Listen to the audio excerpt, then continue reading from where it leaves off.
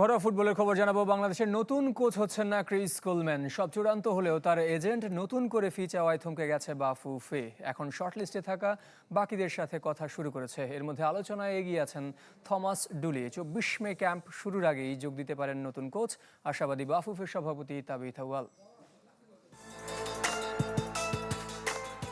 গত কদিন ধরে ক্রিস কোলম্যানকে ঘিরে নানা আলোচনা আর দর্শকের প্রত্যাশা।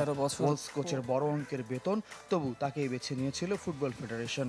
অর্থের জন্য সরকারের সাহায্য চেয়েও সফল হয়েছিল, কিন্তু চুক্তিটাই হচ্ছিল না। এখন সে আশা বাদ দিয়েছে ফেডারেশন। কোলম্যানের এজেন্ট তার ফিয়ের টাকা চেয়ে বসেন বাফুফে থেকে, এতেই থেমে যায় প্রক্রিয়া। একটা জায়গায় আমাদের ডিসএগ্রিমেন্ট দাঁড়ায় যায়, সেটা ছিল মাঝখানে যে একজন এজেন্ট ছিলেন, সেই এজেন্ট ফিটা দাবি করে বসলো ফ্রম বাংলাদেশ ফেডারেশন সাইড। কোনো জায়গায় কিন্তু আমরা অন্য কারো এজেন্ট ফি, উকিলের ফি বা রিপ্রেজেন্টেটিভ কোনো খরচ আমরা কখনো দিই নাই। শিগগির হেড কোচ চূড়ান্ত করবে বাফুফে। 24 মে নতুন কোচের অধীনে জাতীয় দলের ক্যাম্প শুরুর প্রতিশ্রুতি দিয়েছেন বাফুফে সভাপতি। 100% মানে একটা পার্মানেন্ট নিউ কোচের আন্ডারে 5 তারিখে আমরা 5 তারিখ না, আমরা 24 তারিখে ক্যাম্পই শুরু করব একটা পার্মানেন্ট এন্ড নতুন কোচের নেতৃত্বে।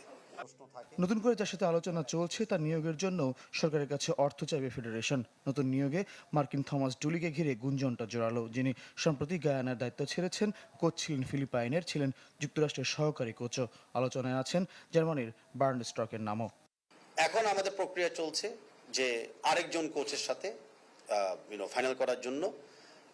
সেই কোচের সাথে আমি আশাবাদী আজকে বা কালকে একটা এগ্রিমেন্ট সাইন হয়ে যাবে। যদি এগ্রিমেন্টটা সাইন হয়, তাৎক্ষণিক আপনাদেরকে আমরা জানিয়ে দিব। ফুটবলের দিনবদলের সাথে হেড কোচ নিয়ে দেশের মানুষের উন্মাদনা ফুটবল ফেডারেশনও উপভোগ করছে। নিয়োগ করার সিদ্ধান্ত আমরা নিয়েছিলাম। ফয়জুল ইসলাম, চ্যানেল 24, ঢাকা।